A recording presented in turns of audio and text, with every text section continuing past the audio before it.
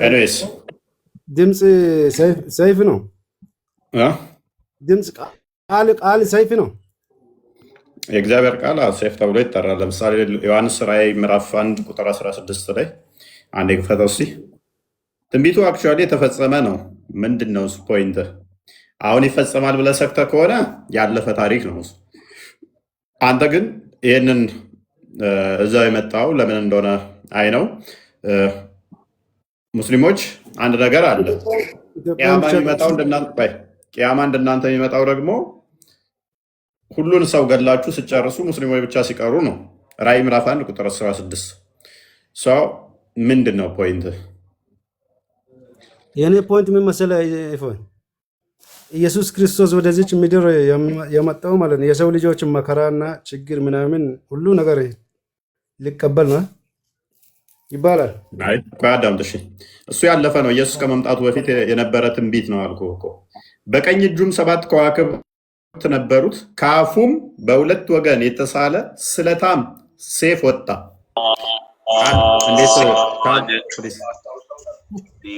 ፕሊስ ሚዩታክ ከአፍ የሚወጣ እንዴት ቃል ሴፍ ይሆናል ብለህ ነበር። ያው ከአፉ ምን ወጣ ይላል? ስለታም ሴፍ። የእግዚአብሔር ቃል ሙሐመድ ተመለስ፣ ሙሐመድ ተመለስ፣ ሙሐመድ ተመለስ። እሹታ እኔስ ያ ያለፈ ታሪክ ያለፈ ትንቢት ነው። ከሶሪያ እንትን ጋር የነበረ ኢትዮጵያ የሚለውም እች ብቻ አልነበረችም ግዛቷ። ወደዛም ወደ የመን ኑቢያን አካቶ ያለ ግዛት ነበረ። ስለዚህ በጊዜው የነበረ በጊዜው የተነገረ ሸክም ነው። በጊዜው የተነገረ ትንቢት ነው ማለት ነው። ትንቢቱም ተፈጽሞ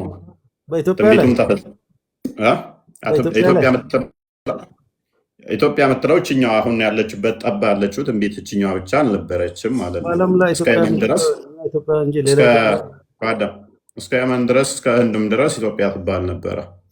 ስለዚህ ትንቢቱ ተፈጽሟል። ነገር ግን አንተ ጋር ምን አለ አሁን የምትጠብቀው? አይሁዶችንና ክርስቲያኖችን አርጄ ስጨርስ ነው ቅያማ የሚመጣው ብለህ ትጠብቃለህ። አይ ዶንት ኖ ዮር ፖይንት።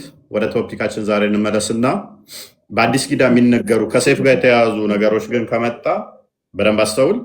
በአዲስ ኪዳን የሚነገሩ ከሴፍ ጋር የሚመጡ ንግግሮች እንዳለ ምንድነው? ብልግና ሄድና ሴጣን ጥራበት። እዚህ የሴጣን መጥሪያ አይደለም። ኤኒዌይስ ከሴፍ ጋር የተያያዙ የሚነገሩ ነገሮች በሙሉ ምንድን ናቸው? ስለዚህ የእግዚአብሔር ቃል ሴፍ ተብሎ ይጠራል ማለት ነው። በአዲስ ኪዳን ይሄ የለብንም። ደግሞም እግዚአብሔር ነው በሴፍ ትሞታላችሁ ብለው ቢናገር እግዚአብሔር የሚያድን እግዚአብሔር ነው፣ የሚገል እግዚአብሔር ነው። ሂዱና ነከሌን ግደሉ እኛን አላለንም ማለት ነው። እግዚአብሔር በተለያየ መልኩ ነፍስ ሊያወጣ ይችላል። ምክንያቱም ነፍስ የሰጠ እሱ ስለሆነ አርጅተህ እንድሞት ሊያደርግ ይችላል። ከዛፍ ላይ ወድቀህ እንድሞት ሊያደርግ ይችላል። በተለያየ መልኩ በአደጋ ሊገል ይችላል። ነፍስ መስጠት የሚችለው እሱ ነው፣ መግደል የሚችለው እሱ ነው። ነገር ግን እንደናንተ ቁርአንና ሐዲስ ግደሉልኝ አይልም። እንደናንተ ለምሳሌ ወደ ቅያማ ወደ መጨረሻው ሲመጣ ሰዎች ልክ ከላፎት ውስጥ አራው እንደሚወጣ እስልምና ለቀው ይወጣሉ። ባገኛችሁባቸው ስፍራ ከገደላችኋቸው ገነት ትገባላችሁ ይላል። አይሁዶችን ደግሞ አባራችሁ ገላችሁ ዛፍና ድንጋይ ስር እንኳን ቢደበቁ ዛፉና ድንጋዩ እና ከኋላ የተደበቀ አይሁድ አለ ግደለው ይላችኋል የሚል ትንቢት አለ። ይሄ ወደፊት የሚፈጸም ከ15 ሚሊዮን በላይ አይሁዳዊ አለ። እንግዲህ እስካሁን እንኳን 15 ሚሊዮን አይሁድን ጨፍጭፈ ስጨረስ ነው ቅያማ የሚመጣው። ስለዚህ ቅያማ እንዳይመጣ ከተፈለገ አይሁዶችን ኢምፓወር ማድረግ ነው። አይሁዶች አፐር ሃንድ ሲሆኑ እነሱ ተገለው ማልቁ ከሆነ ቅያማ አይመጣም። መቼም ተስፋ ትቆርጣለህ። አረቡ ምድር ደግሞ እንደውም የነሱ ዳይፐር ሆኗል ማለት ነው። የእስራኤሎቹ እንኳን ገለው ልጨርሷቸው ቀርቶ። ስለዚህ እንደዛ ነው። ወደ ፖይንታችን እንመለስና ዛሬ የምንመለከተው አላህ እጅ እንዳለው ባለፈው ተመልክተን ነበር። እጅ የሚለው ምንድን ነው የሚለው ዚስማሽ ምላሽ ባይሰጥበትም፣ ዛሬ ደግሞ ጣቶቹን እንመለከታለን። አላህ ስንት ጣቶች አሉት? ምንም እንኳን ከፍጡራን ጋር አይመሳሰልም ቢሉም ሊትራሊ አላህ 2 እጅ እንዳለው ያም 2 እጅ ደግሞ ቀኝና ግራ እንደሆነ እኔም ሁለት እጅ እንዳለኝ በቁጥር እንደምንመሳሰል የእኔም እጅ ግራና ቀኝ እንደሆነ ተመልክተን ነበረ። ዛሬ ደግሞ የአላህ ጣቶች ስንት ናቸው? ጣቶች ውስጥ ክፍተት አላቸው ወይንስ ድፍን ናቸው የሚል እንደገናም ደግሞ ጣቶቹ ኢንድ ፖይንት አላቸው የላቸውም? ጣቶች ውስጥ በቁጥር የሚቆጠሩ ከሆኑ ከፍጡራን ጋር አልተመሳሰለም ወይ የሚለውን የምንዳስስ ይሆናል ማለት ነው። እዚህ ላይ ፎከስ አርግተን በቀኝ እጁም 7 ከዋክብት የሚለው እግዚአብሔርን አይደለም። እችን አታጥፋው። ለምን የምታጠፉት? በቀኝ እጁም ይላል እኮ እጅ የለው ምናምን ስትል ነበር አይደል? አንተ ታጁ ወደ ቶፒኩ አትግለጥ። ግለጥልኝ አንዴ፣ አትሸፍነው፣ ግለጥ። እጅ የለውም እግር የለውም ትላለህ። በቀኝ እጁ የሚለው ማንን ነው? እስኪ ተናገር። እሺ፣ በቀኝ እጁም 7 ከዋክብት ነበሩት። ከአፉ ሁለት የተሳለ በማን ቀኝ እጅ? አፍ ደግሞ የማን ነው? አፍ የማን ነው? ተስማማውልህ። እግዚአብሔር ነው አይደል? አፍ የማን ነው? ቅድም የእግዚአብሔር ነው ብለህ ነበረ። የእግዚአብሔር ነው። እሺ፣ ትስማማለህ? ጎበዝ፣ ተስማማው። አትጩህ። ምን ይላል? በቀኝ እጁም 7 እኮ አትጩህ። ተረጋጋ። ቆይ አሁን እንዴት እንደምቀብር ላሳየህ። በቀኝ እጁም 7 ከዋክብት ፕሊስ ፓኒክ አታድርግ። በቀኝ እጁም ያስለቅሳል እኮ ተረጋጋሺ። እግዚአብሔር ነው ተስማማው። በቀኝ እጁም 7 ከዋክብት ነበሩት። ከአፉም በሁለት ወገን የተሳለ ስለታም ሰይፍ ወጣ። ከማፍ ተስማማው። እግዚአብሔር አለ ስትል ነበረ እኮ እግዚአብሔር አፍ አለው እጅ የለው ምናምን ስትል ነበረ። ተረጋጋ። ቆይ ተስማማውልህ እኮ እኔ ተስማማን። ከአፉም በሁለት ወገን የተሳለ ስለታም ሰይፍ ወጣ። ፊቱም በኃይል እንደሚያበራ እንደ ፀሐይ ነበረ። ባየሁትም ጊዜ ከፍ አድርገው፣ ባየሁትም ጊዜ እንደሞተ ሰው ሆኜ ከእግሩ በታች ወደቅኩኝ። በእግዚአብሔር እግር ስር ማለት ነው። ታጁ ቀኝ እጁንም ጫነብኝ። ተስማምቼ እግዚአብሔር ቀኝ እጁንም ጫነብኝ። እንዲህም አለኝ፣ አትፍራ፣ ፊተኛውና መጨረሻው ሕያው እኔ ነኝ። አንበሳ ቀጥል። ፊተኛና መጨረሻ የሚባለው እግዚአብሔር ነው አይደለ? ምን ልትል ነው? ስለ እጆቹ፣ ስለ እግሮቹ፣ ስለ አይኖቹ ነው። ተስማምቻለሁ እኮ ተስማምቻለሁ። ፊተኛና ኋለኛ ተስማምቻለሁ። ሞቼም ነበረው እነሆም ከዘላለም እስከ ዘላለም ድረስ ሕያው ነኝ። የሞትና የሲኦል መክፈቻ አለኝ። ይሄ ለአላህ የተነገረ ነው አይደለ? ለፈጣሪ ዝም አትበል። አይዞ ታጁ ዝም አትበል። አይዞ ታጁ ዝም አትበል። ከራሲ ዲያቆኖች ጋር እኮ አልተስማማም። እፎይ አይዞ አሁን እዚህ ቶፒክ ላይ ግባ። ይሄንን ለፈጣሪ ሰጥተዋል። እኔም ተስማምቻለሁ። ትክክል ነው። ለፈጣሪ የሚሰጥ ነው። ይሄ ለፈጣሪ የሚሰጥ ነው አምናለሁ እኔም። ስለዚህ የአንተ አላህ ሞቶ ፊተኛና ኋለኛ እንደሚባል ታምናለህ። ሞቶ ነበረው ያላህ ሞቶ ሕያው ሆኗል ወይ? የአንተ ጳውሎስ እኮ ነው ጻፋላችሁ መጽሐፍ ቅዱስ ታውቃለህ። ለምን ሽፍት ታደርጋለህ? ቶፒኩን ግባ። እዚህ ላይ ደግሞ ግተኛ ያነሳኸው እጅ ግን አልነበረም ወይ? አንተ እኮ ተረጋጋ። ዲያቆኒ ጋር ተስማማ። አሁን የለም ያልከውን ለአንተ ሌላ አምላክም አለ ማለት ነው። ለምን ይቅርታ አስጠየቅሽ? ይቅርታ ለምን ያስጠየቅ? ይቅርታ እኮ በግዴታ አስጠየቅከው ነበር አይደል? ፓኒክ አታድርግ። ይሄኛው ለዚህ ለአንዱ አምላካችሁ እጅና እግር አለው፣ ለሌላው ደግሞ የለው። ታዩ አሁን የለው። ተረጋጋ። እንዴት አይነት ሲተት ነው? አትጩ፣ በእናትህ አትጩ። መጮክ አይደለም። ከስር ያሉ ሰዎች ተምረሃል፣ ግን ትልቅ ሰው ትመስላለህ። ፕሮፌሰር ነኝ። አንተ እንኳን ፕሮፌሰር ምን የጩኸት ፕሮፌሰር ካልሆንክ በስተቀር ምንም፣ ወይንም የመሐመድን ታሪክ አንብበህ ይሆናል ፕሮፌሰር የተባልከው እንጂ አካዳሚካሊ ተምረሃል። ተረጋጋ። ምን አንዱ እስኪ አንዱ ሌላ አምላክ አለ ነው። እንግሊዝኛውን ድገመው። አባታችን እንግሊዝኛውን ድገመው። እጅ ያለው እግር ያለው እንግሊዝኛውን ድገመው። አስረድተው ከዛ የለም ብላ ይቅርታ በግዴታ አስጠይቃለ። ግን እዚህ ጋር ለምን አመንክ? ደግሞ የምጮኸው ሰውዬ በእናትህ ያለው አምጥቼ እንዴት እንደለጠፍኩ ገብቶሃል። ስለዚህ እግዚአብሔር ነው ያምናለው። ይሄም ደግሞ ማን ነው? ያ በስጋ የተገለጠው በሚገባ አሳመንኩኝ። በቀላል ፕሊስ አትጩህ። እንደዚህ ከስር ያለ ሰው ይታዘባል። ሙስሊሞች ሁሉ እንደዚህ ናቸው። ገስት ላይ በሚገቡት እውቀታቸውን መዝኑት። የእውቀት ሌብላቸው በዓለም ዙሪያ ላይ የምታዳምጡን በስልካችሁም በቴሌቪዥን የምታዳምጡን ሰብሰብ ብላችሁም ለየብቻ መሆናችሁ ታዘቧቸው። ራሱ አመጣው ሎጂክ እንዴት እንደምገርፈው ማለት ነው። ያ ፊተኛና ኋለኛ ነኝ ያለው በቀኝ እጆቹ 7 ከዋክብት ያዘው ከአፉም ሴፍ የወጣው ምን ይላል? እኔ ፊተኛና ኋለኛ ነኝ መጨረሻም እኔ ነኝ፣ እኔ ሕያው ነኝ ያለው ምን አለ?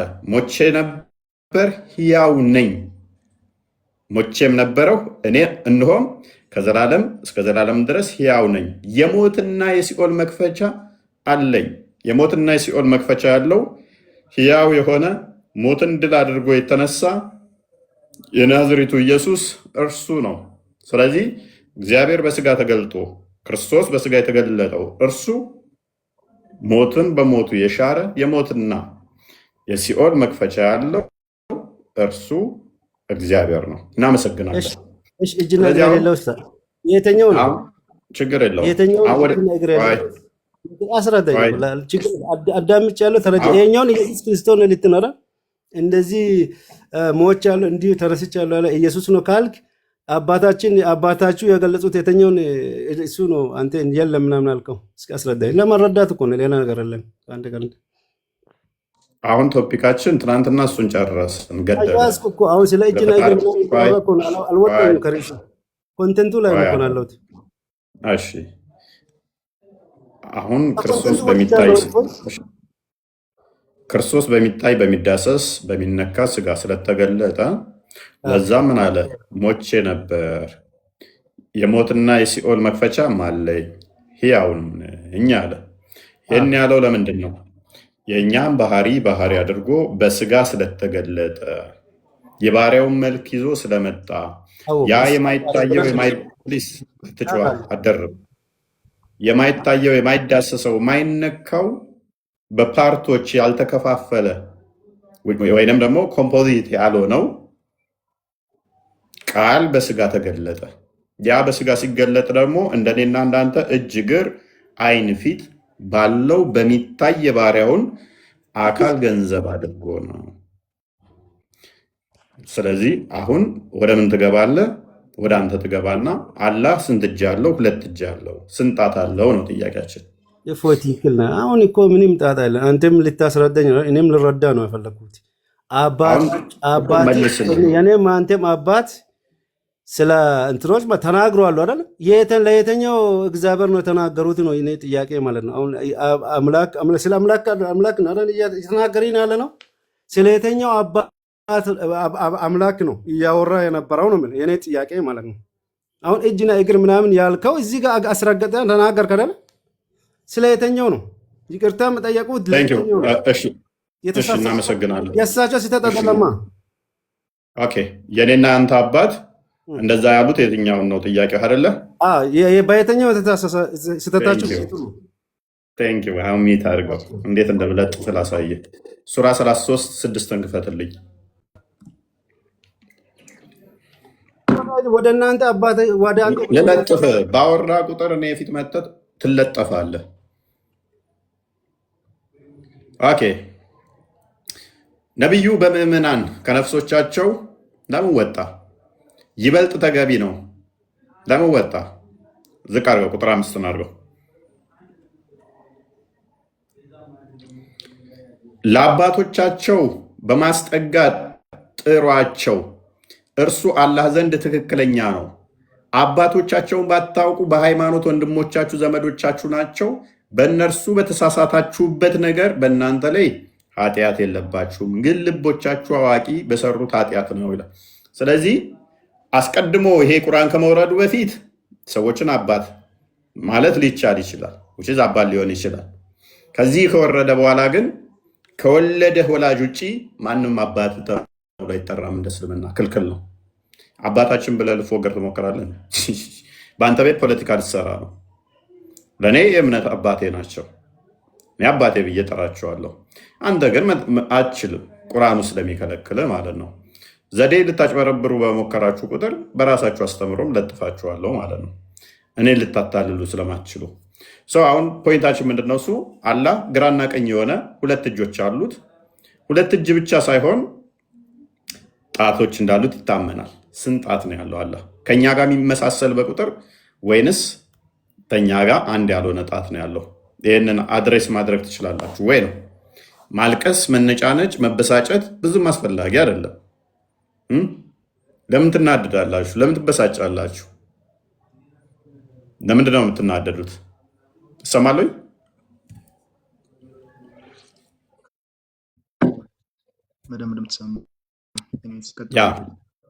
ምንም ያናድድ ነገር የለውም አይደለ? ይሄ ነገር በጣም ሲምፕል የሆነ ነገር ነው። አይ ቲንክ ገብታችሁ መመለስ ነው። ሙስሊሞች ገብታችሁ አትናደዱ። ቀጥታ ስለ አካላት ስለምታጸድቁ በተለይ ዋህብያ የሆናችሁ ሴክት አብራሩልን አምላካችሁን ስንት ጣት አለው የሚለውን እና ቶፒኩ ላይ መልሱ። በጣም ሲምፕል የሆነ ጥያቄ ነው። ሰሞኑን የፈንጭተዋን ነበረ ዘራፍ ዘራፍ ብለው ነበር እኮ ያ ነው ዘራፍ ዘራፍ ያላችሁትን እናጠፋችኋለን አለ። ያንኛውማ ቀጥቅጠን ተቀጥቅጦ ከወር በላይ የራሱ ሰዎች ሲሄዱበት ከርመው ልክ የሆነ እንትን ያገኘ መስሎት ማለት ነው። በቃ ሪሊፍ አደረጉ። ምን ያህል እንደተጨነቁ ነው የታዘብኩት እኔ። ወደ እነሱ መጣን እኛ የሙሐመድ ልጆች ልናጠፋችሁ ነው፣ በቃ ከቲክቶክ ልናባረራችሁ ነው። እውነቱ መጥቷል። አሁን አባቶቻቸው የቲክቶኮቹን አንቀበልም ብለው ኧረ ተው እንጂ ተባለ እንዴ አለ። በቃ ምን ያህል እንደተጨነቁ አላህ የእነሱ የሚመስል ነገር የኛ አምላክ መስሏቸው ማለት ነው ያመሳስሉ። በቃ መጅሊሱ እኮ ነው የተናወጠው። እፎይ መጅሊሱ እንደዚህ ተናወጠ እስኪ አነቃነቁ ድረስ ማለት ነው። ሊበላ ማለት ነው። ሊበላ ምንድነው? ኔትወርክ ነው ሳስገባቸው እንትን ይላል። አውጣንጡ ዞሮ ዞሮ ያስወጣቸዋል። ዴቫ አለካ ዴቫ ካለ አስገባቸው። ወይም እፎይ እያስቸገረ ከሆነ ኔትወርክ መሰለኝ። ከድር እንኳን ደህና መጣ። ከድር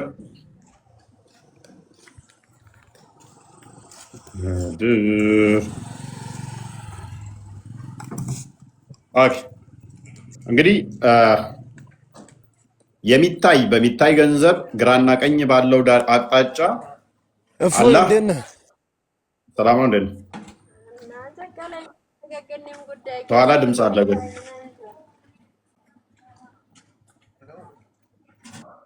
ይሰማል። ከድር ኔትወርክ ይዞኝ ነው። ትንሽ አስቀምጠኝ፣ ይወጣል ስልክ። ኔትወርክ ይዞኝ ነው። እሺ ሚዩት አድርገው። እሺ ኔትወርክ ይዞኝ ነው። ትንሽ ልቆይና ወደ ጥያቄ እገባለሁ። ኔትወርክ ይዞኝ ነው። አይ እሺ ሚዩት አድርገው። እሺ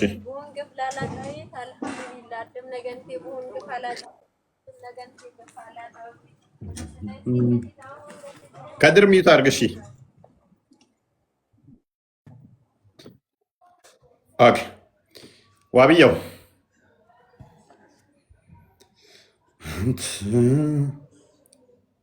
ዋብያ ውሃ ብያ አለው አለክ አንተ አለክ። የእነሱ ነገር ነው መሰለኝ የማይሰማው። ኦኬ ጀማል ሰላም ዋብያ እንዴት ነው?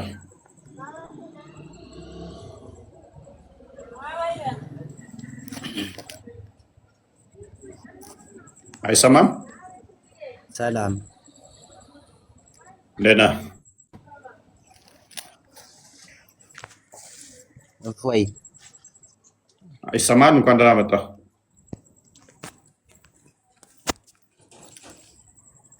አልሐምዱሊላህ። ከድር ሚዩት አድርግ። አዳም እንዳስወጣ ነው። ከድር ሚዩት አድርግ።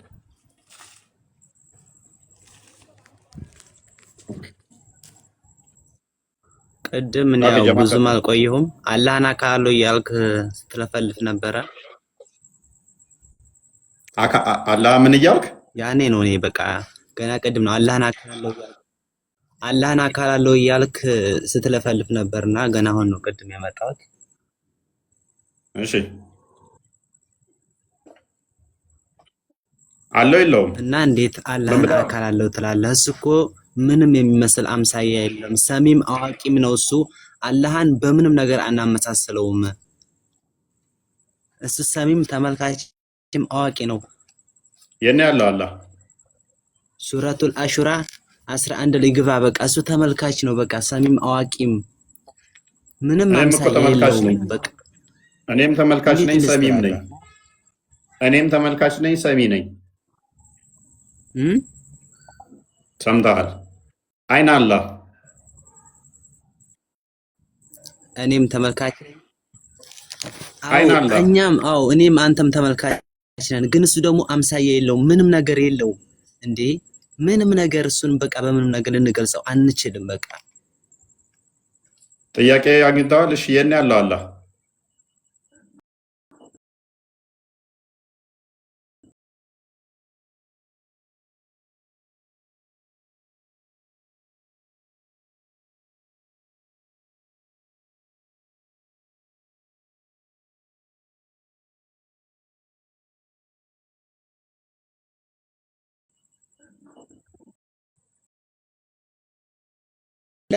አላህ ሁሉም ቦታ አለ።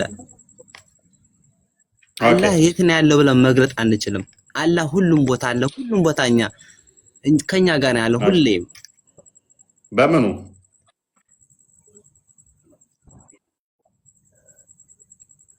ስትል በምኑ ስትል በዛቱ ሁሉ ጋርም አለ።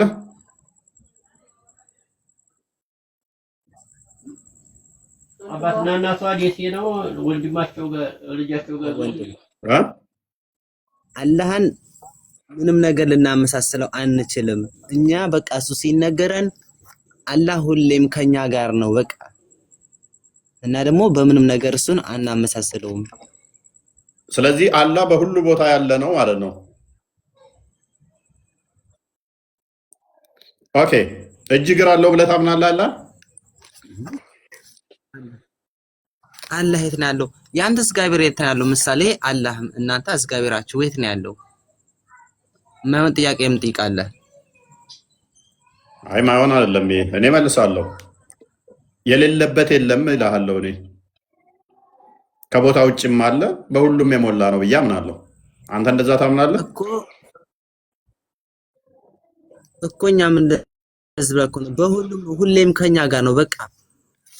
እኔ ከኛ ጋር አይደለም ጥያቄ አለ ወይ ነው። በሁሉ አለ ወይ?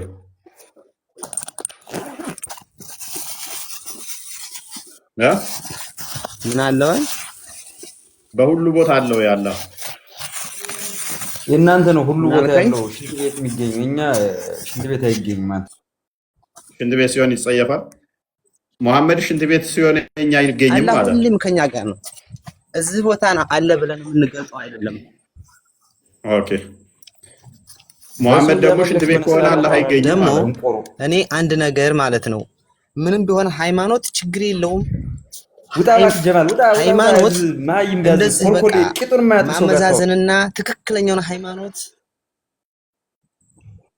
ወንድም ነው የተሳደበው። ትክክለኛውን ሃይማኖት መምረጥ ግዴታችን ነው። ግን ደግሞ ቢሆንም ማጣጣልና መስደብ የለብን። ሁሉም በተከታታይ በሰውና ምንም በጥቅሉኛ በሰውና ምንም ቂጥ ማጠብ ላይ ምንድነው? ሴኔን ቂጥ ልልስ ነው እንዴ? ቂጡን አያጥብም ይላል። የኔ ቂጡ ያለመታጠብ ምን ይጠቅመሃል አንተ? ከእውቀት ጋር አታወራም እንዴ? ሙስሊሞች ከገቡ ላይ ስድባቸው ቂጡን አያጥብም፣ ቂጡ ላይ ካካለ እንደዚህ አይነት ስድብ ሞልተዋቸዋል። መስጊድ ላይ በቃ የጫኗቸው ቂጥ ላይ ነው። አስተምሮታቸው ከቂጥ አያልፍ፣ ስድባቸው ከቂጥ አያልፍ። የኔን ቂጥ ላስልኝ አላልኩ፣ ና ቂጤን ሳምልኝ አላልኩ። ቂጥ ላይ ካካለ ቂጡን አያጥብም። የኔን ቂጥ ለምን ታያለህ? አንተ ሽንት ቤት ነህ ፖፖ ነህ? ወንድ ሆኖ የወንድ ቂጥን ሲሳደብ ቂጡ ላይ ካካለ ቂጡን አያላጠበም። መስጊድ ላይ እኮ የሚያስተምሯቸው ነው። አስተምሮታቸው እንዳለ ቂጥ ነው። በቃ ብልግና። እፎይ እንዴት ዋልክ? ሰላም ብያለሁ። ደህና ነው አለ አልሐምዱሊላህ። ጀማል እየተቆጣኝ ነው። አላህ በሁሉ ቦታ ነው ያለው፣ እዚህ ቦታ ብቻ አይባልም እያለ ነው። ትስማማለህ? እስኪ ቶፒኩ ምንድን ነው? እኔ ነግሬሃለሁ ከዚህ በፊት። ትስማማለህ ወይ? ቅድሚያ አለማ አንተ እዚህ አሁን እሱ ወይ አመለካከቱ አቂዳው ላይ ይሆናል። አሁን እሱ ጋር ለመሰዳደብ ምናምን ሰልችቶኛል። እንደዛ አለ የመጣ ቶፒኩ ላይ ገባንን ነው። እሱ ጋር መሰዳደብ ሰልችቶኛል። እሺ እኔስ አላህ ስንት ጣቶች ነው ያሉት? እጅ እንዳለው አንተ ስለምታጠርቅ፣ ጀማል ደግሞ እጅ ነው የሚያጠርቅ አልመሰለኝም። ስንት ጣቶች አሉት ብለህ የምታምነው አላህ? አንድ ማወቅ ያለብህ ነገር ግን በምጠይቅበት ጊዜ ለምሳሌ እኔ አሁን አንተ ስለ እኔ ስጠይቅ አንተ ንጹህ ሆነህ ነው መሆን ያለበት። ገብቶሃል? አሁን እግዚአብሔር አለው ብለህ ትመልስልኛለህ? እግዚአብሔር ጣት አለው የለውም? የኔ ምላሽ ነው ለአንተ ምላሽ የሚሆነው። የኔ አስተምሮና አንተ አስተምሮ አንድ ነው ማለት የሆነ የተለየ ነገር ሲኖርህ እኮ ነው አንተ አሁን ሰው መጠየቅ ያለብህ። አንገናኝ። ከአንተ የተለየ ነገር ሲኖር ሁለቱም አንድ አይነት ነው ማለት አንድ አይደለም። አናምን። እግዚአብሔር ጣት የለውም? ጣት የሚቆጠር እጁ ላይ የተገጠመ ጣት አለ ብለን አናምንም። እኛም እንደዛ ከሆነ ታዲያ የምናምነው እጁ ላይ የተገጠመ ምናምን ሳይሆን ጣት እንዳለው እናምናለን። ጣት ስታምን ግን ሊትራሊ ጣት የምትባል የሚቆጠሩ አሉት ብለህ ነው የምታምነው አይደለ? እንደዛ አለ። እኛ ጣት አለው ጣት እንዳለው እናምናለን። እግዚአብሔር ጣት እንዳለው ከመጽሐፍ ቅዱስ አለ ማስረጃ ነው። አታመጣልኝ። በደንብ አስተውል። አንተ ስታምን በሐቂቃው ጣት አለው ማይተረጎም ሊትራሊ ጣት ብለህ ነው የምታምነው አይደለም? ጣትን ተረጉማለሁ። እኔ እግዚአብሔር ጣት ሲባል ተረጉማለሁ። አንተ ተረጉመዋለህ? ለምሳሌ ስለዚህ ካልተረጎምከው ሊትራል ጣት ነው። ለምሳሌ ሙሴ ምድሩን ሲመታ ፈርዖን ምን አለ? ይሄ የእግዚአብሔር ጣት ነው አለ። ሙሴ ምድሩን የመታበት ዱላ ነው የእግዚአብሔር ጣት አይደለም። የእግዚአብሔር ኃይል ነው፣ የእግዚአብሔር ስልጣን ነው። እንደዛ ለማለት ነው። ለምሳሌ ኢየሱስ አጋንንትን ሲያወጣ እኔ በእግዚአብሔር ጣት አወጣለሁ አለ። የእግዚአብሔር ጣት የሚባልን በእጁ ዞ በዛ እያወጣ ነው ማለት ነው። እሱ አይደለም ማለት አሁን የእግዚአብሔር ጣት ሲባል እኛ ጋር እንዲተረጎማል ሊተረጎም ነው። ስለዚህ አንተ ጋር ግን ሊትራሊ የሚታይ በደንብ አስተውል። በቂያማ ቀን የምታየው የአላህን ጣት የሚቆጠር ፓርቲሽን ያለው 5 ጣቶች አላህ አሉት። 5 ጣቶች አሉት የሚል ያለ ሐዲስ ላይ ያው አንብበው። እና አዲስ አረብኛውን አድርግለት። ይኸው አብያው አንብበው። አይ ሙስሊም 2786 ወረ ካልድ አዝሩ ስሚ ምን ይኸው ሳይ ሙስሊም 2786 አንብበው። እሺ ምን ነው የሚለው? አንብበው፣ ከዚህ ጀምሮ አንብበው። حدثنا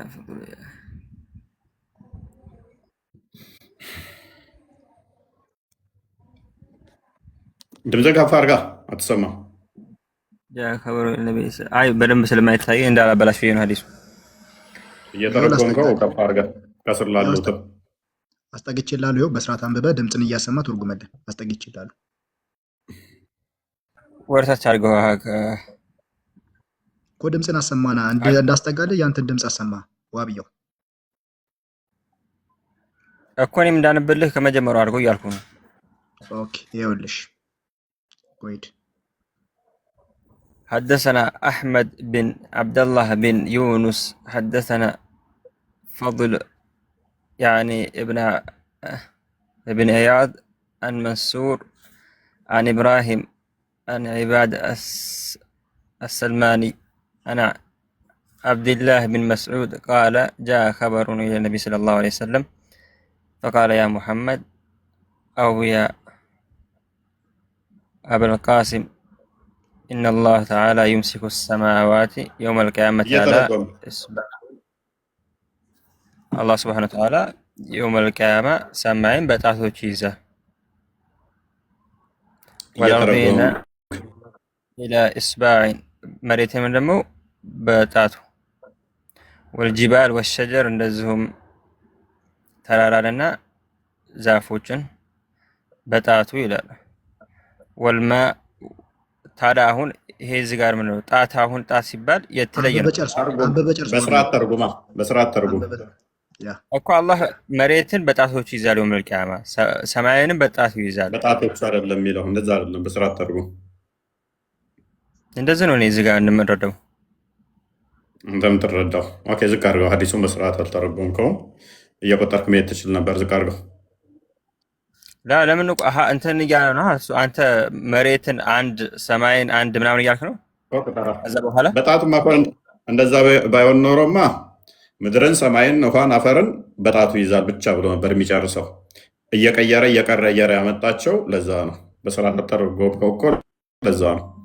ኤኒዌይስ ሙሐመድ አሁን አንተ በጣትህ ሰማይ መያዝ ትችላለህ? መሬት መያዝ ትችላለህ? አችልም። አናቅም ጣት ተባለ እንጂ ጣት እንደኔና እንደናንተ አይነት ሱፐር ፓወር ስላለው ጣቱ ተሸከመበት። እኔ ፖይንት እሱ አይደለም። አንድ ሜታክ ሙሐመድ ኦ አቡል ቃሲም verily Allah the exalted and glorious would carry the heavens on the day of judgment upon one finger. አላህ የተከበረውና የላቀው ሰማይን በቂያማ ቀን ወይም በትንሣኤ ቀን በአንድ ጣቱ ይሸከማል፣ ይይዛታል። and earth upon one finger ምድርን በአንድ ጣቱ ሁለት ፊንገር ሆኖ ማለት ነው።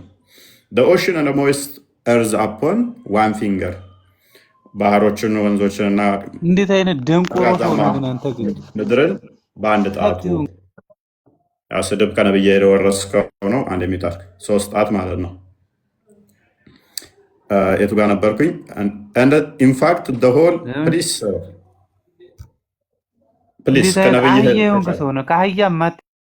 ኧረ ከነብዩ ተሻለ። እስቲ ብልግናን አንድ ያዛርገው ታሻ ስለሆንክ እኮ ነው የምሰድብህ እኮ በቃ ከነብዩ ተሻለ። እስቲ አንደኛው ሴንቸሪ ላይ ነው ያለው እንደ ነብዩ ሰባተኛው ሴንቸሪ ላይ ባለገጽ አይደለም። በጣም ቆሻሻ የሆንክ ሰው ነህ።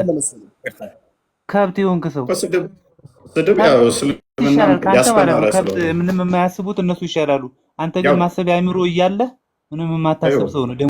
እስልምና እንደዚህ ነው። ከገቡ ብልግና ነው ካፋቸው የሚጸዳዱትን ይው ተሳደብ። አሁን የሱፉን እዚህ ጋር መስለብ ያለበው አላህ መስለብ አምላክ አይደለም እንጂ የምናመልከው ያልተወለደ ነው። አልተወለደም፣ አይወልድምም፣ አይወለድም። ብልግና ምን ያህል አስተምረው እንደላኳቸው መስጊድ ላይ እኮ የሚማሩትን ነው። እንደገቡ ስድብ ነው። የኛ ልጆች አንድ ሰው ማጠፋ ሁሉ አትንቆስ። ማጆሪቲው እንደዛ ስለሆኑ ነው። አሁን ሶስተኛ እንግዲህ ከከፈትን ሶስት ሰው መጥቶ ሲሰድበን ማለት ነው። የኛ እየሄዱ እንደዚህ በአፋቸው ሲጸዳዱ አይታችሁ ታውቃላችሁ? አንድ ሰው እንደዚህ ባለጌ ብዙ ተከታይ ካፈራ ሃይማኖቱ ቼክ መደረግ አለበት።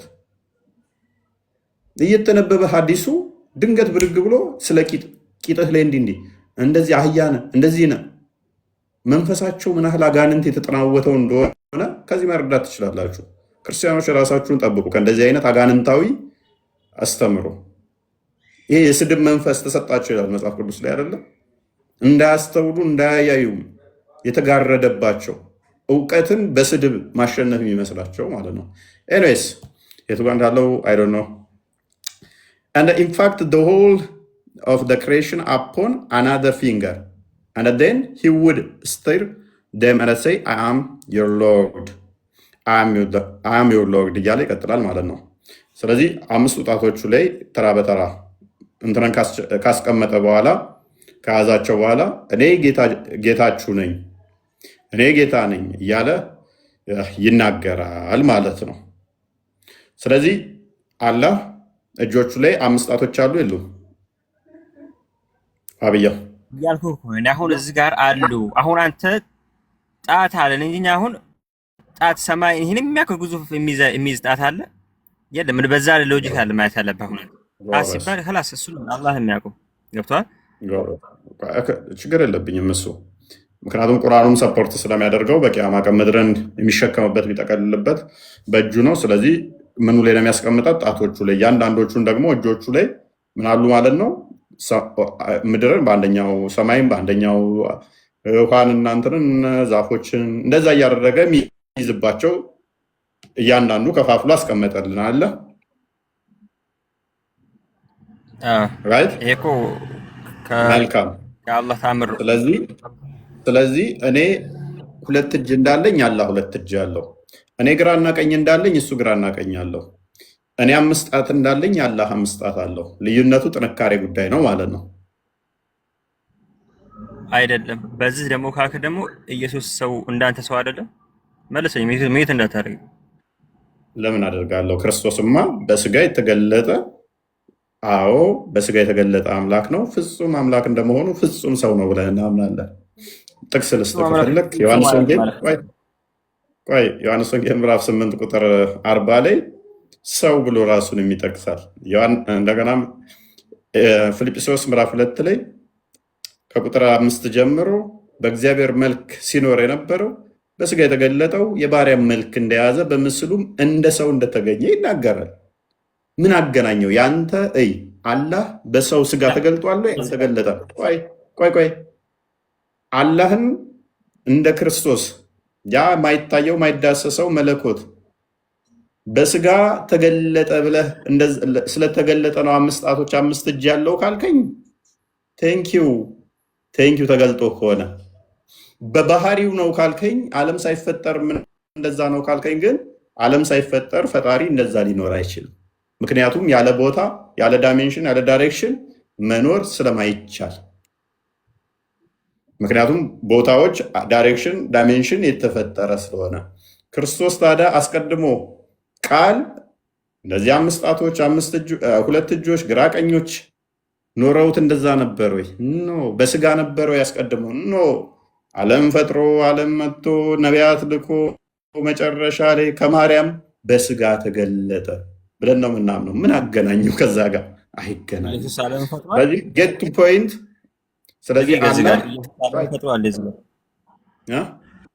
ኢየሱስ ዓለምን ፈጥሯል።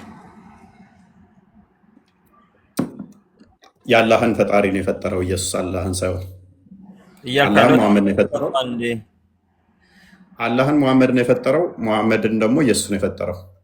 የአላህን ፈጣሪ ኢየሱስ ፈጥሮታል። አሁን ቶፒኩ ላይ ግባ። 5 ጣቶች አሉት፣ ተስማምተናል። አሁን መልስልኛ። እየረሰዳህ ነበር በመሀል እንትን አልክብኝ። አዎ ኢየሱስ ዓለምን ፈጥሯል። ምንድነው ማስረጃ? ዓለም እንደፈጠረ ዓለም ፈጥር ያለው ይላል ኢየሱስ። ዓለም ፈጥር ያለው ይላል ኢየሱስ በሚገባ ዮሐንስ ወንጌል ምዕራፍ 1 ቁጥር 10 ላይ እርሱ በዓለም ነበረ፣ ዓለሙን በእርሱ ሆነ ይላል። ታዲያ ፈጥር ያለው ማለት ነው። ልክ እንደ አላህ እኔ ሰማይን ፈጠርኩ መሬትን ፈጠርኩ ይላል አሁን፣ ወይ እግዚአብሔር ይላል። ኢየሱስ ደግሞ እንደዚህ ያለበት ቦታ አለ? አላህ አላለም። አትዋሽ። ሙሐመድ ብሎለታል በልና አስተካከል። እኔ እሰጥሃለሁ ደግሞ። አላህ አላለም አንድም ቦታ ላይ አላህ ቁርአን ማንቃል አይ ነው። ሽፍት ልታደርግ ነው አላማ። ሽፍት አላደርግልህ። ቁርአን ማንቃል ቁርአን የማንም ቃል የሙሐመድ ቃል ነው። ሙሐመድ ነው የተናገረው። አላህ ተናገረ እያለ አላህ የሚባል አካል የለም። አላህ ተናግሯል የምትል ከሆነ እንደ ኢየሱስ ተገልጦ እንደ ኢየሱስ ተገልጦ ቃል በቃል የተናገረበት በምስክር ካመጣህልኝ እስማማለሁ። ሙሐመድ ራሱ ጅብሪል ነገረኝ አላህ እንዲህ አለ እያለ የሚለውን ተረት ኪስህ ትከተዋለህ። ስለመኖሩም ስለማይታወቃል። ተረጋጋ። ስለዚህ ዓለሙ በእርሱ ሆነ ማለት ዓለም በማ በክርስቶስ ነው የሆነው። ዓለሙ በእሱ ነው የሆነው። ተጨማሪ ቆላሲያስ ምዕራፍ 1 ቁጥር 15 ላይ የሚታይ የማይታይ ሰማያት ሁሉ በማን ተፈጠሩ? በእርሱ። እርሱ ማን ነው? ተጨማሪ በክርስቶስ ነው። ክርስቶስ ይላል።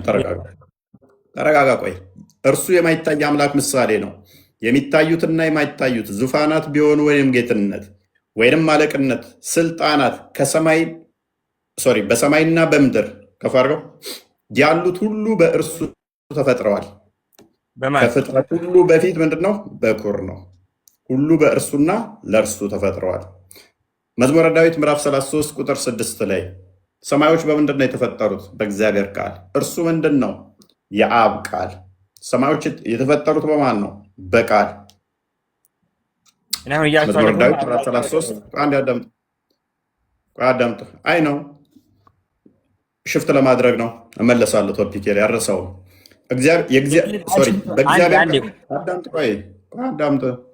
በእግዚአብሔር ቃል ሰማዮች ጸኑ፣ ሰራዊታቸው ሁሉ በአፉ ውስጥ ትንፋስ። ሰማዮች የተሰሩት የተፈጠሩት በማን ነው? በእግዚአብሔር ቃል። እግዚአብሔር ነው። እኔ በኢየሱስ የሚለውን ስጠን እያልኩ ያለሁት እግዚአብሔር እንደሆነ አምናለሁ። ኢየሱስ የእግዚአብሔር ቃል ነው። ኢየሱስ ማለት የእግዚአብሔር ቃል ነው። ቡም ዮሐንስ ራእይ ምዕራፍ 22 ቁጥር 13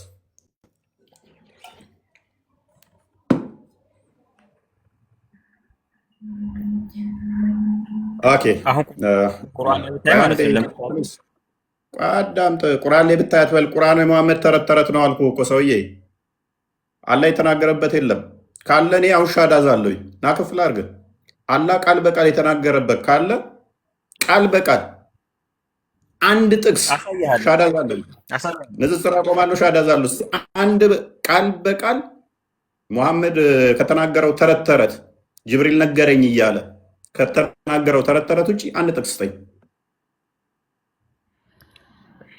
ከየት ነው የማሳይህ? ለምሳሌ ከቁርአን ካልሆነ ከምንድን ነው የማሳይህ? ከፈለግከው ከቁርአን ላሳይህ።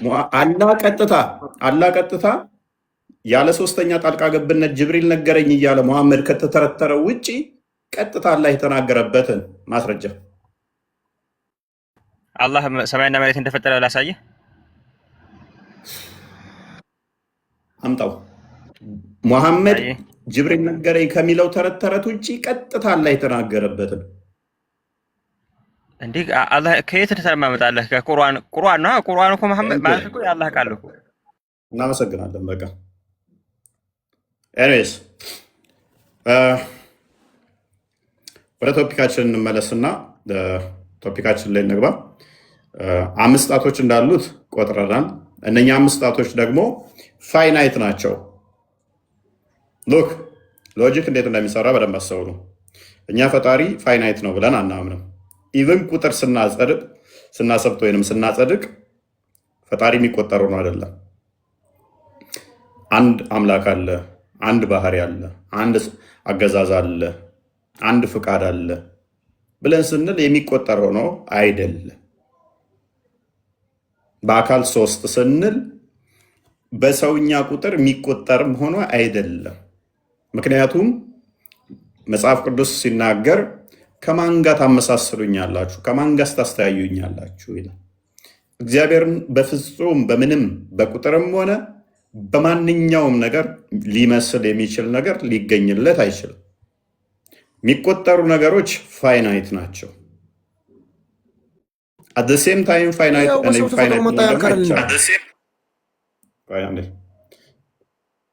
በተመሳሳይ ሰዓት ፋይናይት እና ኢንፋይናይት መሆን አይቻልም። ግጭት ስለሆነ ማለት ነው።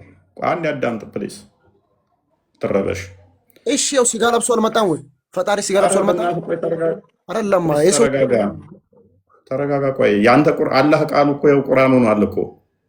ቁርአን ከመሆኑ በፊት እኮ ያላህ ቃል አላህ ጋር ነበረ።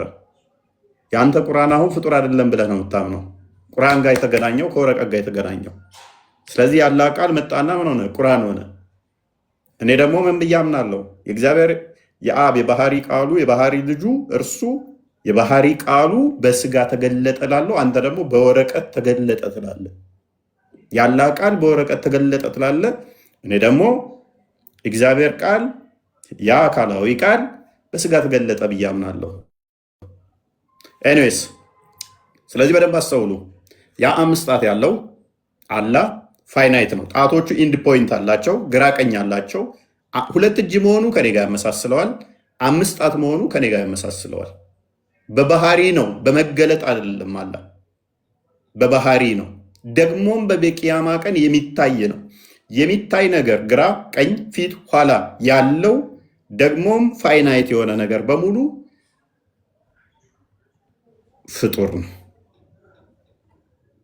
እቺ ትንሽዬ ፊሎሶፊካል አርጊመንት የምታውቁ ግልጽ ይሆንላችኋል። ሳይንሱ ትንሽ የምታውቁ ትንሽ በቃ አይምሯችሁን ብትጠቀሙ ከሆነ እስከ 9ኛ ክፍል ከተማራችሁ ፊዚክስ 1-2 ዓመት ተተማራችሁ ይሄ ቶፒክ ይጠፋቸዋል ብዬ አላስብም።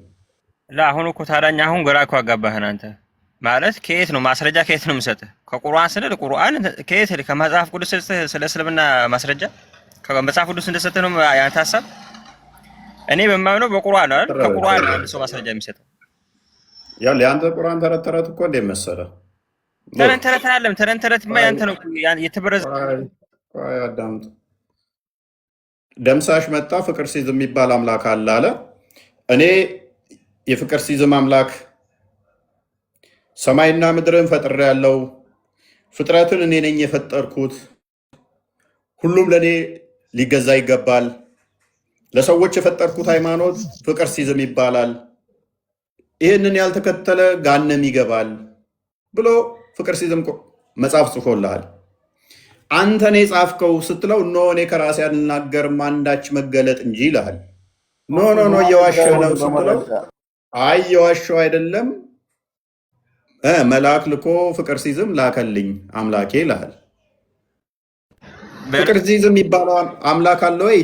ነው አለ ሲል ግን እሱ መረጃ ከየት ያመጣልሃል? ከዛው መጽሐፍ እሱ ከጻፈው እሱ ከተናገረው። ኖ እየዋሸ ነው ስትለው እኔ አልዋሽም ይላል። ላለመዋሸት ማስረጃ ምንድን ነው ስትለው ይኸው አምላኬ አንተ ከራስህ አትናገርም ብሎኛል ብሎ ደግሞ ራሱ ከተናገረው ከዛው መጽሐፍ ያመጣልሃል። this is circular argument። እዛው ለቁርአን ማስረጃ ማን ነው? ሙሐመድ። ለሙሐመድስ እውነተኝነት ማስረጃው ማን ነው? ቁርአን። ለቁርአን እውነተኝነት ማን ነው ማስረጃ? ሙሐመድ። ለሙሐመድ እውነተኛ ማስረጃው ማን ነው? ቁርአን። ይሄ እዛው እሽክርክሪት ይባላል። ተቀባይነት የሌለው እንትን ነው የሚሆነው። ስለዚህ ይሄንን ላይ የምታደርግ ከሆነ ቆይ ይሄን እንዳስተምረው የምትይዝ ከሆነ ደምሳሽንም ሆነ እነ ሞርሞር ለምሳሌ ሄደ ተራራ ላይ ወጣ፣ መልአክ መጣ ነገረኝ አለ፣ መጽሐፍ ጽፎ መጣ። ከዛስ ያንን መጽሐፍ ተቀበል አለ። ያው አምላክ ነው የነገረኝ አለ። ኖ እየዋሸ ነው ስትሮን ያልዋሸውም አምላክ ነው መጥቶ የነገረኝ። የእሱ ተከታዮች አሁን ኖ ትክክል አለ የምትላቸው አይሰሙህም። ለምን?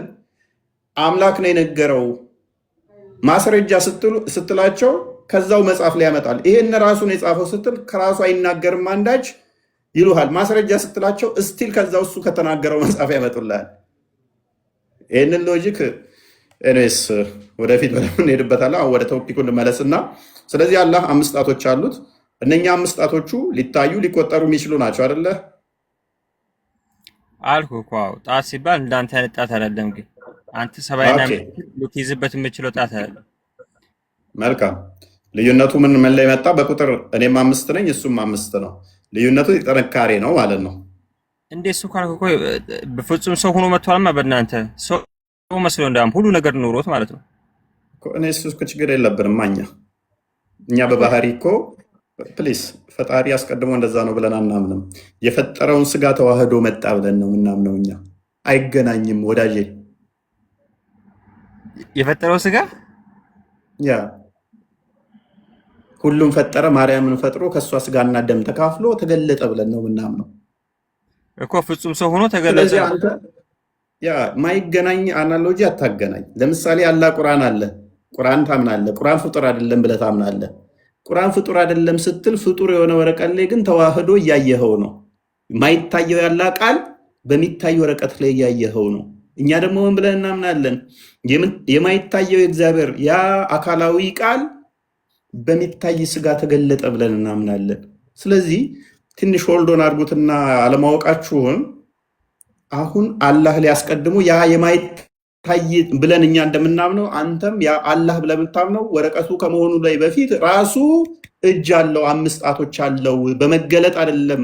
እንዲህ ወረቀት ላይ ቃሉ ከማረፉ በፊትም አስቀድሞ ይታያል፣ ይቆጠራል፣ ይዳሰሳል እያለ ቃል በቃል ይዳሰሳል። ቆይ አንዴ በእናትህ ከድረ ጣልቃ ትግባ። ስለዚህ እነኛ ጣቶች አሉት፣ እነኛም በቂያማ ቀን ይታያል። እጆች አሉት፣ እነኛም ይታያሉ። ቆይ ሳቢር እንትና ይጨርስ፣ ዋብያው ይጨርስ። አይ በደቂቃ ብናወራ ይሻላል። እዚህ ጋር በሁለቱም ሶስት ቆይ አንዴ ፕሊስ አትረብሻ፣ ጣልቃ ትግባ። ስለዚህ ለዋብያው ነገር ያወራህ ነውና ስርዓት የሚባል ያልፈጠረባቸው ምን አይነት ባለጌዎች ናቸው እነሱ። የሆነ ከጠጅ ቤት ነው መሰለኝ ፈተው የሚለቋቸው ወይም የሆነ አባረዋቸው መሰለኝ የሚገቡት። ምንም ጤናማ አይምሮ የሌላቸው ባለጌዎች፣ ስርዓት የሚባል ያልፈጠረባቸው፣ ሃይማኖታቸው ምን አይነት ስርዓት አልበኛ እንዳደረጋቸው ታዘቡ። ኤኒዌይስ ቁርአን ላይ ያለው ተአምርስ አንዴ ብለህም ታስበው አንተ። እኔ ምንም አይነት ተአምር አለ ብዬ አላምንማ። እንዴ እኔ ልንገርህ ተአምሩን አንተ በአይን ላይ የሚታየውን ተአምር። ቁርአን እኮ ከሁሉም የኮራረጀው ነው። ምንም ተአምር የለም።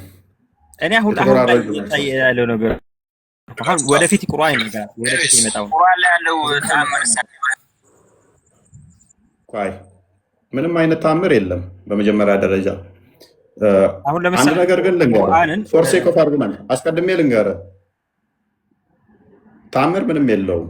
ምክንያቱም ቁርአን ምን ያለው እሺ የነብዩ ቃል ቢሆን አንተ ባልከው እኮ ነው። አሁን ቆይ እኮ ልስጥህ።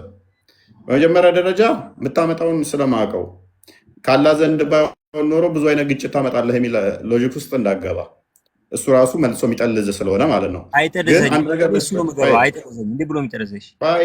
አንዴ አስቀድመ በመጀመሪያ ደረጃ አንድ መጽሐፍ ከፈጣሪ ለመሆኑ ታምር አለውና ከፈጣሪ ነው አያስብልም። ወይንም ደግሞ ሳይንቲፊካሊ ፕሩቭ የሚሆን የሆነ ነገር የያዘ ማለት ተፈጣሪ ነው የሚል ኮንክሉዥን አያሰራም። This is dumb and stupidity ነው። በትንሹ በዛ ጊዜ ባለው አዳምጥ። ቀደምት የነበሩ በሺህ ዓመታት በፊት የነበሩ ፈላስፎች፣ ተመራማሪዎች የጻፏቸው መጽሐፍት አሁን ላይ ሳይንቲፊካሊ ፕሩቭድ ተደርጎ ቴዎሪያቸው የነሱ እሳቢያቸው መጽሐፍቶቻቸው አሁን ሳይንስ ፕሩቭ አድርጎት ሳይንስ ሊጠቀመው ይችላል። እኔ ተራው ግለሰብ የጻፍኩት መጽሐፍ ከጊዜ በኋላ እንደ ፊክሽን የጻፍኩት ወይንም ደግሞ እንዲህ ሊሆን ይችላል እንዲህ ይሆናል ብዬ ጻፍኩ፣ ከጊዜ በኋላ ሳይንስ እውነት ሊያደርገው ይችላል። ያ ማለት እኔ ከፈጣሪ ነኝ ማለት አይደለም። ሞር ደግሞ ሳይንቲስቶች ለምሳሌ እነሱ መጽሐፍት እጅግ ብዙ ሊገኙ የሚችሉ ሪሰርቾችን ያስቀምጣሉ ጽፈው። ከጊዜ በኋላ ከዓመታት በኋላ የነሱ መጽሐፍ ምን ሊሆን ይችላል? ወደ ተግባር ሊገባበት ይችላል። ያ ወደ ተግባር ሲያመጣው ሳይንሱ እነሱ ያሉት ነገር እውነት ስለሆነ መጽሐፍቶቻቸው አይ እነኛ ሰውዬ እና አልበርት እውነተኛ ናቸው ከፈጣሪ ነብይ ነው አንለው። አልበርት የጻፋቸው እሱ ያስቀመጣቸው እስካሁን ያልተደረሰበት ሳይንቲስቶች እስካሁን እየታገሉ ያሉ ብዙ ምርምሮች አሉ፣ ብዙ እሳቤዎች አሉ። ያ ማለት ግን አልበርትን ነብይ አናደርገው። ፈጣሪ ጭንቅላት ሰጥቶናል እንድንመራመር፣ ብዙ ነገር እንድናቅ፣ ብዙ ነገር እንድንሰራ። ያ ማለት እኛ ያስቀመጥነው ነገር ነገ የሆነ ነገር ስለሆነ ነብይ አያደርገንም። ወደ ቁርአን ስመለስ ግን ምንም አይነት ሳይንቲፊካሊ የሆነ ኢምፕረስድ የምትሆንበት ምንድን ነው ያለው? እስቲ ምዕራፍ 1 ላይ ምን አለ ንገረኝ እስቲ። ቁርአን ማለት ነው በጠቅላላ ምዕራፍ 1 ላይ እስቲ ንገረኝ፣ እንዴት እንደማራግፍ ላሳየው። ምዕራፍ 1 ላይ ምን አለ? ሱረቱል በቀራ ነው የምትለኝ? ምዕራፍ 1 ፈትያ ላይ ሱረቱ አልፈትያ ላይ አልፈትህ እንዴ ፋቲሃ ነው፣ ሱረቱል ፋቲሃ ነው። ምንም የለም። እሺ ምዕራፍ 114 ላይ ምን አለ? ምንም የለም። ቆይ እንዴት ምንም የለም? ሳይንስ በቃ ኢምፕረስድ የሚሆንበት ምን ሳይንሳዊ ነው ምናምን ላልከው ምን አለ? ምንም የለም። እንዴ የአላህ ቃል ላሳየህ፣ እንዴት እንደማራግፍ ላሳየህ፣ ሁሉንም እንዴት እንደምጥልህ። ምዕራፍ 114 ላይ ምን አለ? ሳይንስ እስኪ እያገኘው ነው ሊያገኘው ነው እንደዚህ የተሰራበት ምናምን ብለህ ያልከው ምዕራፍ 114 ላይ ምን አለ?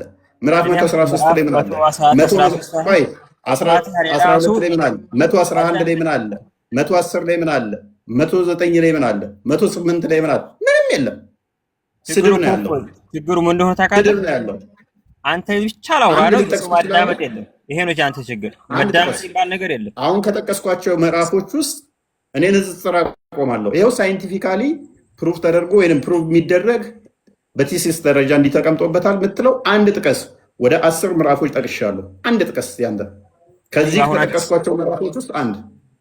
ቁርአኑ ስድብ ነው ያለው አልክ። የትኛው ቦታ ነው ቁርአኑ ስድብ ያለው? ደግሞ ቁርአን ውስጥ ሱራ የሚሳደብ 111 ክፈተው እኛንም ድስጠን ላሳያ ስድብ እንዳለ ላሳይ። ሱራ 2:18 ክፈተው። እሺ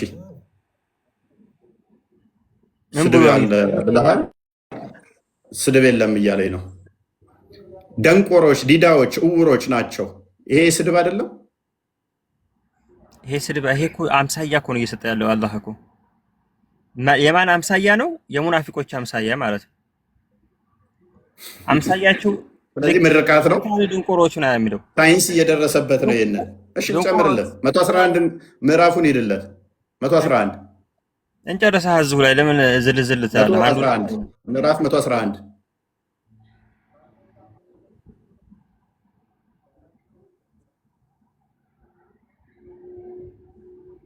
ምንድን ነው ይሄ? የአቡላብ እጆች ከሰሩ ጠፉ፣ እርሱም ገንዘቡም ያፈራው ሁሉ አልጠቀመውም። ከፈርክ የመንቀልቀል ባለቤት የሆነችን እሳት በእርግጥ ይገባል፣ ሚስቱም ትገባለች። እንጨት ተሸካሚ ስትሆን በአንገቷ ላይ ከጭርት የሆነ ገመድ ያለባት ስትሆን። ከዚህ በላይ ስድብ አለ? ጭርታም እንጨት ተሸካሚ ጋነም ትገቢያለሽ። ከዚህ በላይ ስድብ የለም። ሙሉ ምዕራፉ ይሄን ነው ሳይንሳዊ የምትለው። ኤኒዌይስ ወደ ፖይንታችን ተመለስ። በቃ ተረት ተረት ወደ ፖይንቱ እንመለስ።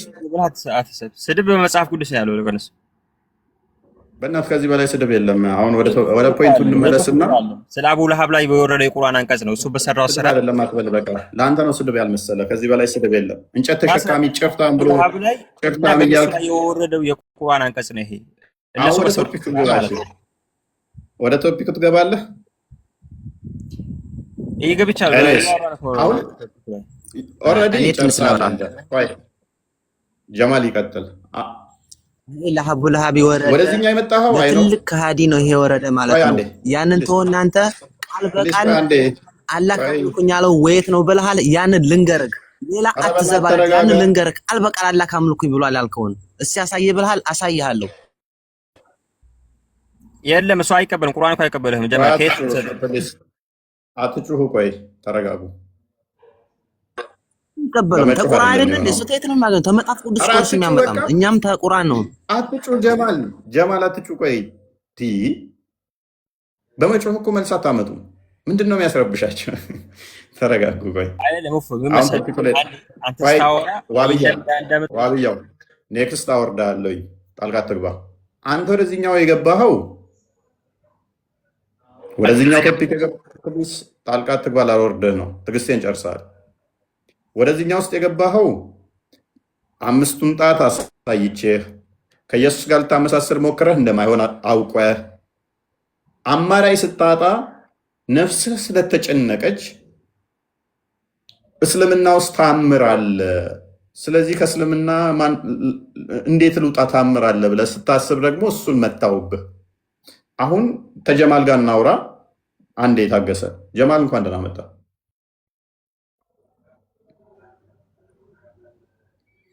ጀማል አሁን መቀጠል ትችላለህ። ጀማል እኔ ምልክ አላህ ቃል በቃል እኔን አምልኮኝ አላህ ነኝ ያለው ወይት እኔ ነው ብለሃል። ይሄን ልንገርክ፣ ቶፒካችን እሱ አይደለም።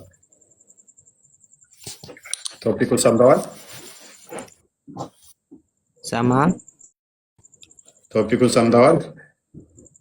ሱረቱል ጣሃ በኢየሱስ ስም ቶፒኩን ሰምተዋል? ቁጥር 18 ምናምን እኔ አላህ ነኝ ከእኔ በቀር ሌላ አምላክ የለምና ተገዙኝ፣ አምልኩኝ፣ ሶላትንም እኔን ለማውሳት ስገዱ። በቃ እኔን አውሱኝ ነው ያለው። በቃ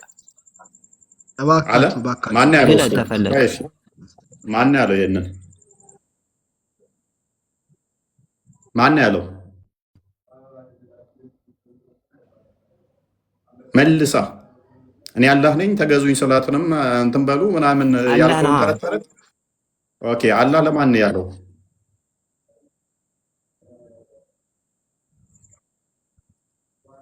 ይሄ ተረት አይደለም። አላህ ለማን ነው ያለው? ያ ጀማል ተረት አትበል። ዝም ብለህ ከአንድ ቦታ ሳታልፍ እዛ ቦታ እንደዚህ ናቸው፣ መስጊድ እንደዚህ ናቸው እያልክ ዝም ብለህ እንትን አትበል። መልስ። አሁን ከቶፒኩ ሽፍታ አድርገህ እኔ ልተባበረ ብዬ ወላሂ ላዚም ጥፍፍ ያለ ነው እስልምና ማለት ነው። ከምንም በላይ ጥፍፍ ያለ ነው። እንደ እስልምና ማንም አይነት ሃይማኖት የለም። ልንገርህ ስንት አይነት ሃይማኖት በቃ ተባረክ። ከስር ድንቁርናችሁ ዛሬው ደግሞ የተለየ ነው። የዛሬ ድንቁርናችሁ ደግሞ ከፍ ብሏል። አይደለም አንተ አሁን ለምሳሌ እኔ አሁን ከቁርአን ነው ማስረጃ ልሰጥህ የምችለው። ቁርአን ቆይ በእናትህ አንተ ደግሞ አትጩህ። ቀጥታ ንግግርና ተዘዋዋሪ ንግግር ቅድሚያ ልመዱ እወቁ። እኛ ጋር ስትመጡ አትቀበሉም። እናንተ ጋር ሲሆን ግን መሐመድ የተናገረውን ከዛ መሐመድ ተናገረ ብላችሁ ሰሃቦች ጻፉት ያላችሁትን መረጃ ታመጣለህ እኔ ጋር ሲሆን፣ እኔ ጋር ግን የጌታ ደቀ መዝሙርቶች የጻፉትን አልቀበልም ትላላችሁ። እኛ እናንተን የመሐመድን ተረት ተረት የመቀበል ግዴታ ያለብን መሰላችሁ? ራሱ መሐመድ ከአላህ ቀጥታ የሰማበትን ቀጥታ የተናገረውን እሱን ታመጣላችሁ ወይ? ኔቨር። እንደዛ ካልሆነ ደግሞ ራሱ ከአላህ መሐመድ ሰምቶ ራሱ መሐመድ የጻፈውን ነው የምንፈልገው እንጂ አላህ የሚባል ለጅብሪል ነገረው፣ ጅብሪል ለመሐመድ ነገረው፣ መሐመድ ለሳባዎቹ ነገራቸው፣ ከዛ እነሱ ጻፉት ከሚል ላይ አይደለም የምንፈልገው። ራሱ አላህ ከመሐመድ ሰምቶ የጻፈው መረጃ ካለ ታመጣለህ። ልክ እኛ ሐዋርያቶቹ ቀጥታ ከኢየሱስ ሰምተው ወይንም ደግሞ ነቢያቶቹ ቀጥታ ከእግዚአብሔር ሰምተው እንደጻፉት ቀጥታ ዳይሬክት የሆነ መረጃ እንደምናመጣው ከእግዚአብሔር ቀጥታ ሰምተው እንደጻፉት እንጂ ሙሐመድ ጅብሪል የሚባል ነገረኝ፣ ከዛስ እሱ ደግሞ ለሰሃባዎቹ ነገራቸው፣ ከዛ እነሱ ጻፉት ከሚል ተረት ተረት ላይ አይደለም የምንፈልገው። ራሱ አላህ ካለ የተናገረበትን ታመጣለህ።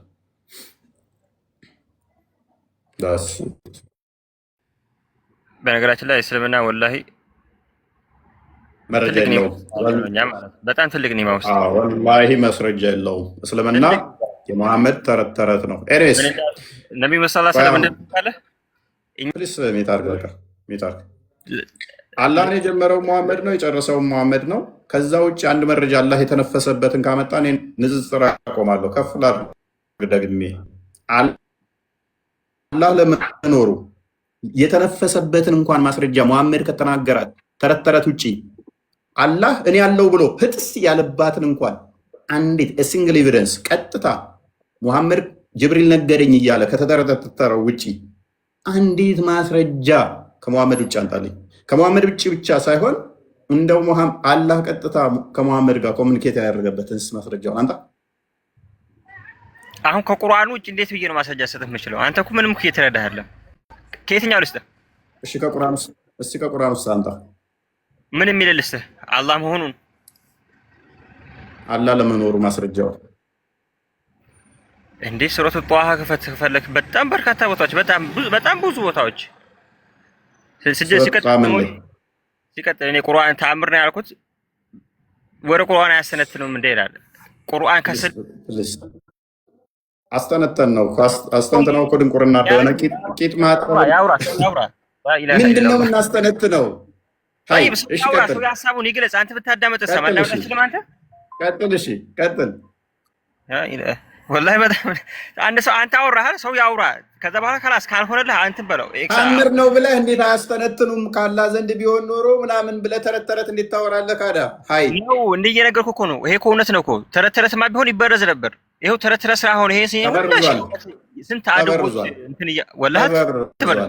አንዴት አልተበረዘም እኮ እንዴት ማስረጃ ስተሽ ኦኬ አቡበከር ካቃጠለው በፊትና አሁን ያለውን አንድ ለመሆኑ ማስረጃ ስጠኝ። አንድ ነው። አቡበከር አቃጠለ የሚል አለ። አቡበከር ያቃጠለው እሺ ያሳይ። አቡበከር አቃጥሎታል። አቡበከር እኮ እኔ አሁን ቁርአን እኮ አቃጥላለሁ ስለ የተቀዳደዱ ቁርአኖች አሁን አቃጠለን እንቀብራለን እንጂ ያንን አይደለም ማይገናኝ ለምን ታገናኛለህ? ኡስማን እንዳለ ሰብስቦ አቃጥሏቸዋል አለ። ያቃጠለው አዲሱን ነው ያቃጠለው ወይንስ አሮጌውን? ወይ ኡስማን ያቃጠለው ለምን ሊቀይር ኡስማን ያቃጠለው? በሚገባ አሳይ። ሊቀይር ካልሆነ ለምን ምን አስፈለገው? ጠብ ስለተነሳበት ነው ያቃጠለው፣ ልዩነት ስለተነሳ። ቡሃሪ 4879 ላይ 89 ላይ ልዩነት ስለመጣ ግጭት ስለመጣ ያንን ልዩነት እንዳይፈጠር አቃጠለው ሰብስቦ። ስለዚህ አንደኛ ፍየሉ አይበላችሁ ቁርአን አሁን የለም።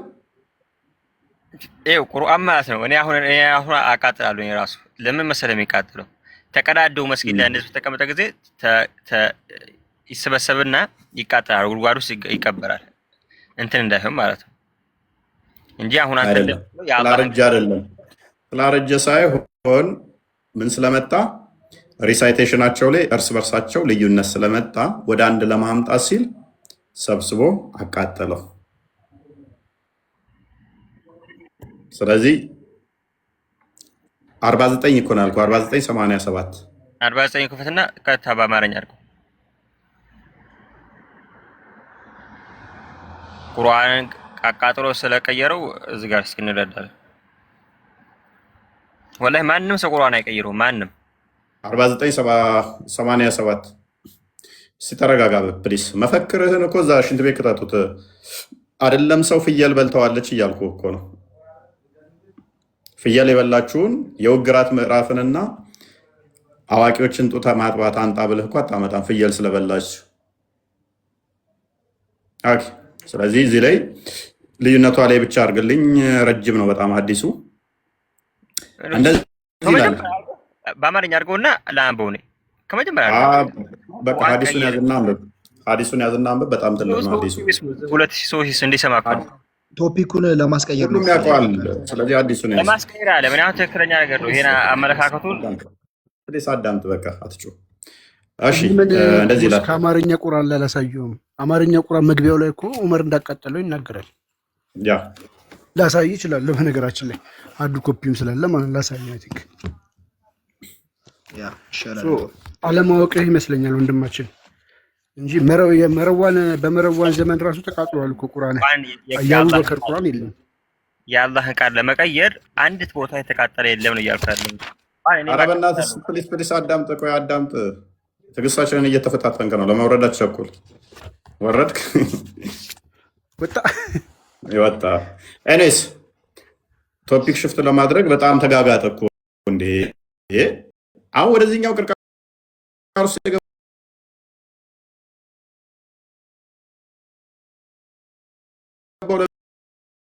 ምን መሰላችሁ?